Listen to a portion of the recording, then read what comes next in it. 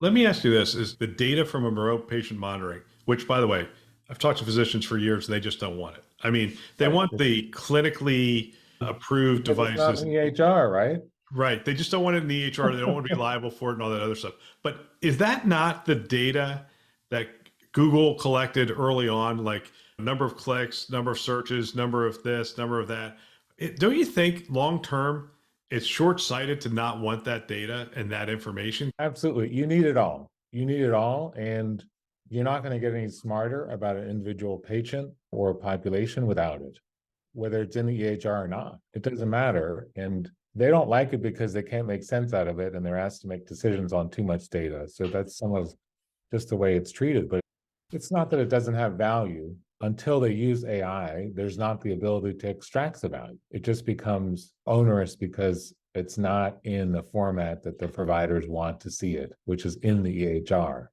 But it doesn't mean it's any less valuable. And there's more data just makes it more of a challenge to analyze. I do think that that's some of the promise of AI is helping make sense out of it. And honestly, for the things that we work in, let's just say in medical coding, for example, right? So to get involved in some of these things, we've got to make sense out of for value-based care and accountable care organization, you're really motivated for typically a smaller population to be very smart about that person's comorbidities, everything they're dealing with to keep them out of the emergency room. And if you don't do a good job at that, and you've got probably 2 years of claims data, you've got all their kind of their interactional data, you've got all their EHR data, and it's your job to assess them for what is it, a risk adjustment factor, right? A RAF score. So as this ship slowly turns, if you don't take all the data that's available to you and make sense out of it for an individual patient and by extension, a